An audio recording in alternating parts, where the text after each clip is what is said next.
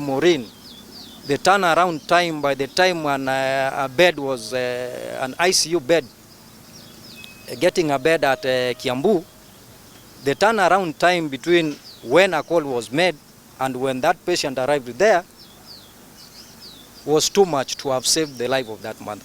If we had that hospital, it is just across, and we had those facilities in place, then we could have saved the life of that. Or rather, we could have made the effort that was required to save the life of that mother. We have nobody to blame on whatever happened as healthcare workers.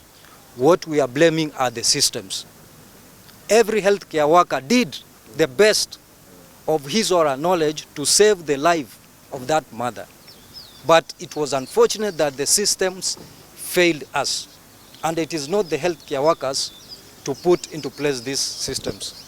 It is the employer, and the employer is the Nairobi City County. I want to leave it at that. Thank you very much. If there are any questions, we are ready to receive them. Maybe before the questions, we need to make it very clear that we are sorry for those families who lost their loved ones here.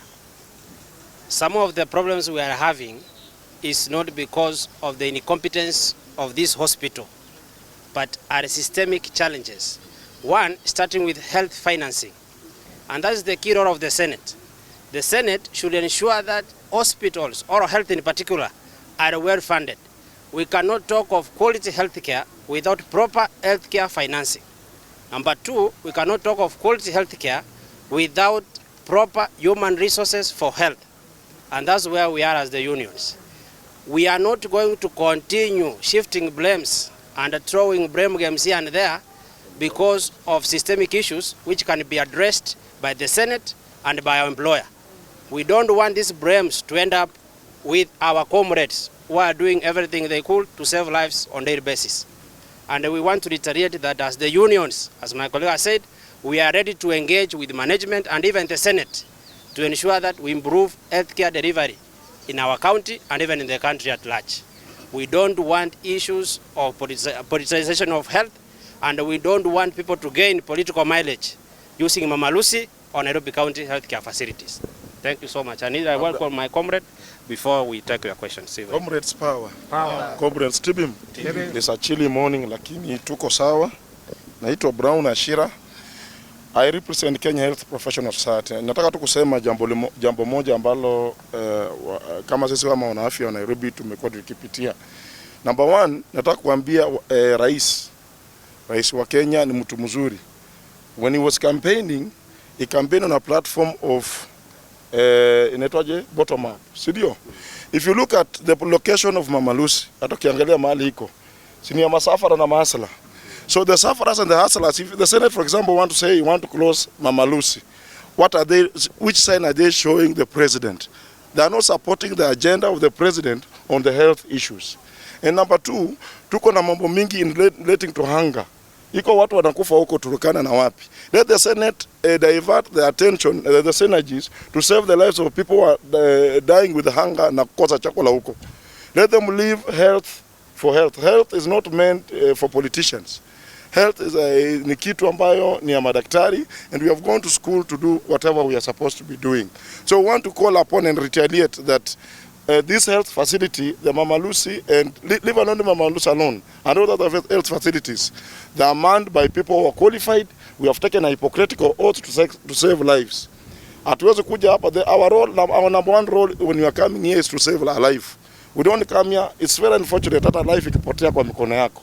But the most important thing is that when you are coming here, when you are reporting on duty, we are coming here to save nini? Kuokoa maisha. Kwa hivyo let politicians wakae huko. In fact, Senate, we are telling you this. Unajua wakigonjeka, they rarely come to Mama Lucy. Which senator have you seen here coming to Mama Lucy? Unapata ndege, anapanda ndege hapo JKA, unasikia wako huko, sijui South Africa, sijui India, sijui hapa Karen. They never come here. So let them leave Mama Lucy for people who are wale watu wa chini, the poor sufferers and the poor hustlers of this country, so that we are able to move this country ahead. Thank you very much. Asante. Yes.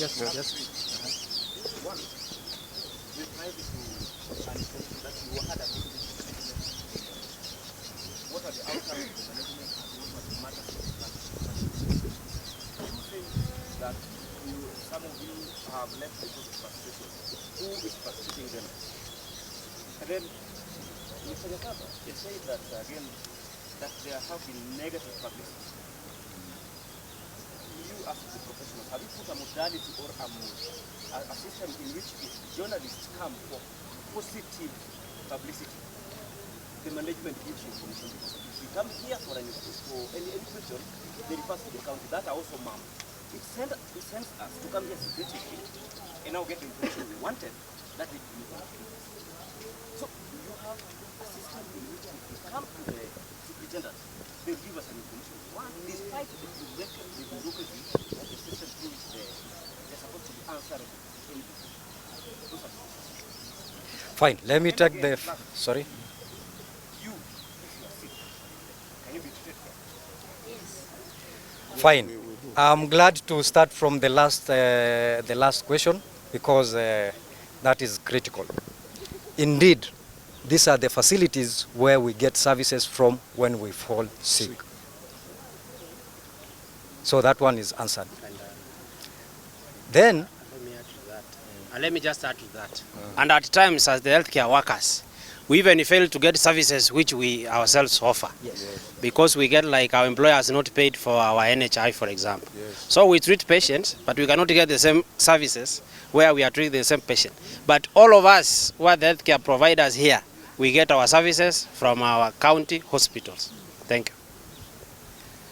Then you asked on why our colleagues or some of our colleagues have left. The frustrations are coming in different ways. Number one, I talked of welfare. Welfare is broad. Welfare in terms of late payment of salaries. One has gone to school, is back, not promoted, not redesignated for close to 20 years in one job group. The working environment is not conducive. There are no drugs, there are no equipment. Okay? Then there is that shortage. The long working hours. So all those are frustrations. So if they are not addressed by the employer, which option is left? Some have opted to go to private practice or even live for greener pastures. So that is on the issue of frustration. Then the first question was on the negative publicity.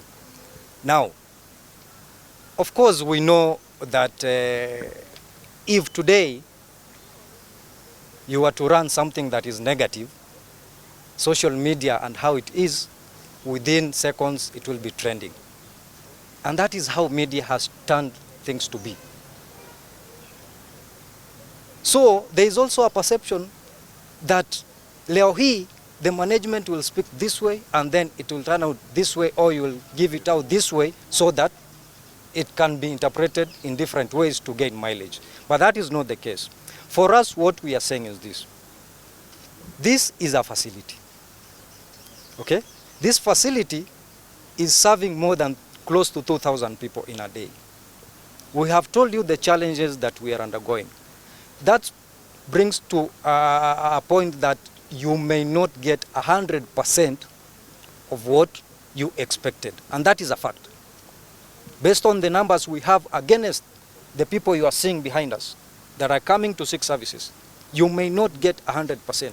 For instance, if a client has come and is requiring a CT scan, we don't have a CT scan, we have to refer that patient. Then the next thing is we don't have money. The next thing is we require an ambulance. An ambulance, if it is there, has no fuel. Okay? If it has fuel, it is down. It is in the garage. So challenges are there.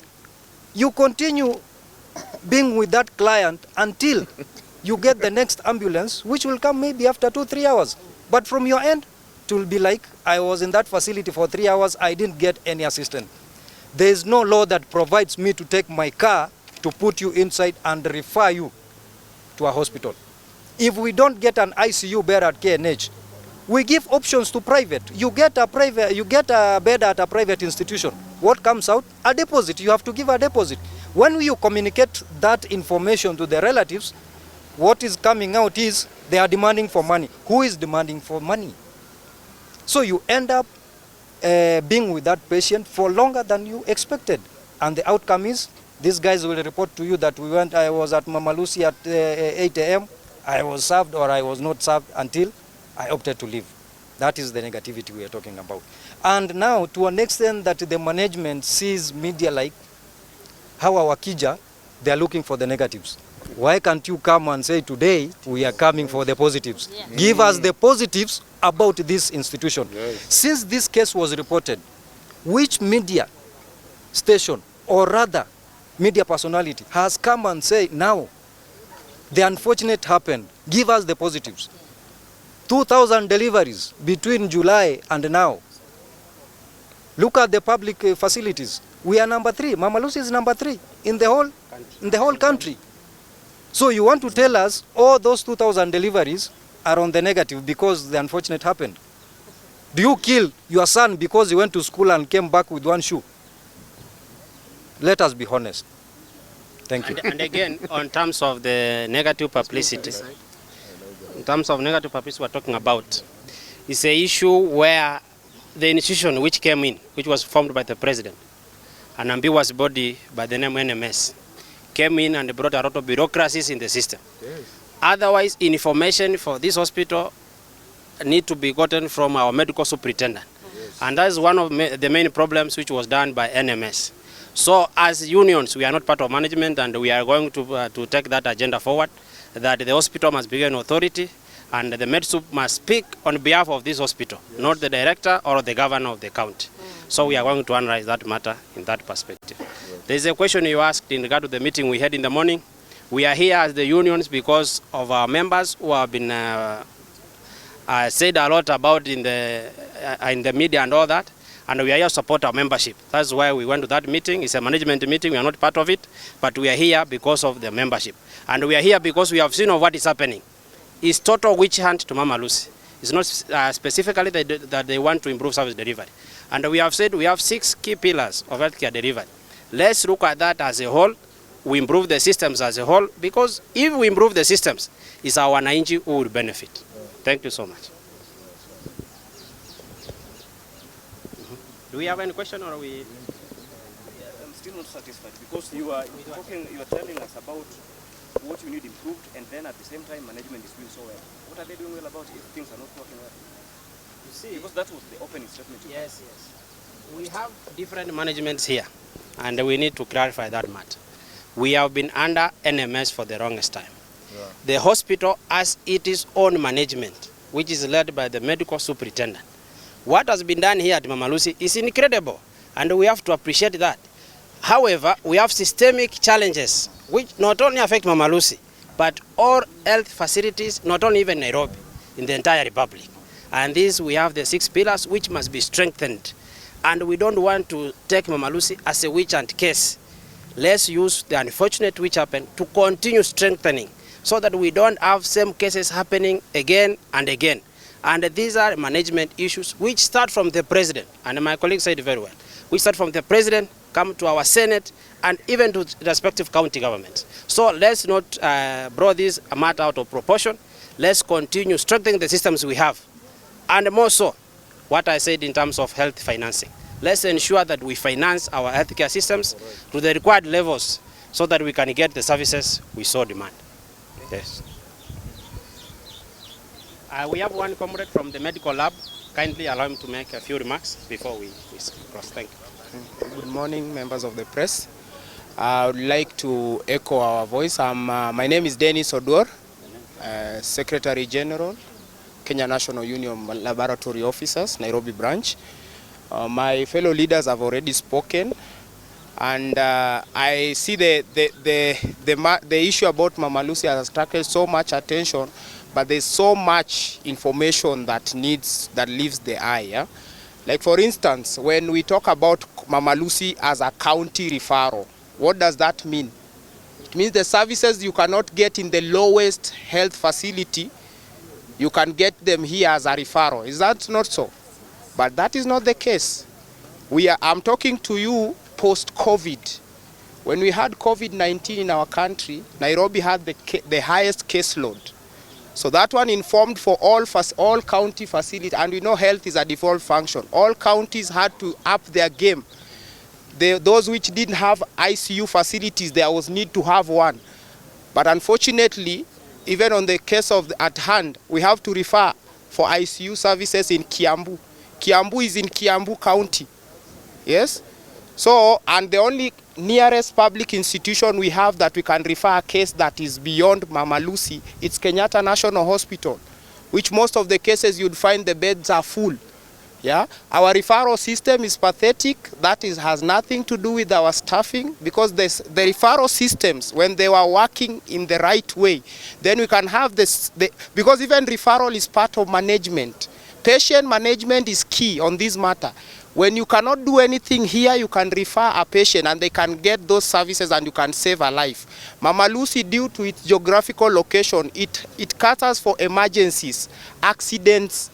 Some of patients even get referred from Kenyatta to be transfused before they can initiate their dialysis and chemo in Kenyatta. So the bed capacity here, it is wanting.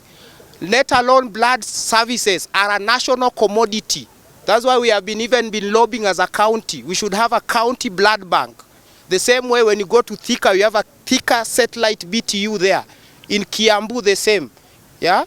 So it is a matter of these emergency services. Are we able to tackle emergency at the time it is an emergency? And then I got another thing, the population that comes to Mama Lucy for these services.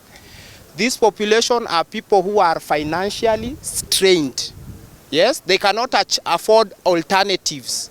And that's why it is absurd to say that you can close Mama Lucy today. Mama Lucy, for instance, you've just been told that on maternity alone, it is the third facility in the whole country to do a lot, more than 2,000 deliveries. Of course, Pumwani is the same, with the biggest maternity referral with over 4,000 and deliveries.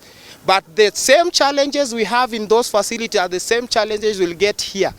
So this is a parting shot, because when health is a devolved function, we say that let us bring these services closest to the people. Let us improve our service. Let us not be the cause of frustrating the same services we fought for. When the Devolution 2010 was brought in, it was the fact that for instance, Kenyatta National Hospital, being the biggest referral hospital, cannot handle every case there.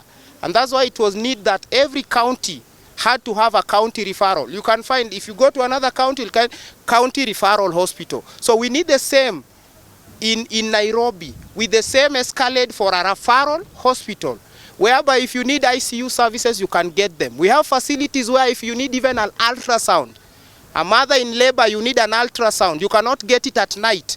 Then where do you go to? You have to go to an alternative, a private hospital. That is very unfortunate. So kindly, we are talking because as professionals, and some of us, we are passionate about this because it's about human life. And when we give human services, it is unfortunate that we are the same healthcare workers to get to be blamed on policy issues. Yes, policies issues which we've given advice over and over on how health matters should be addressed. But that one has been falling into deaf ears. So I want to give a parting shot to the administration. And when I talk administration, we talk to the top administration, because policies are not built here. Yes, we can give our recommendations from here, but it is the top that gives this and it is implemented. So I want to give this to the Senate, yes, because they are the ones tasked with health as a devolved functions. Kindly, you already have in your way all the issues that we have that we want to address. And when devolution works in Nairobi, it is easier for the other 46 counties. Yeah, Nairobi has the biggest burden in health crisis. So when we make devolution work in Nairobi, then it is even easier for the other counties which are in mashinani to get the same. Yeah. Another thing, we also want to give the governors, the administration. Of course, we know we have task force at hand. This task force, you already been given the issues that we have, which are mostly policies. And kindly, these systemic issues go way back. It is way back even before devolution. Issues to do with HR issues to do with the procurement of equipment and reagents in the lab and blood.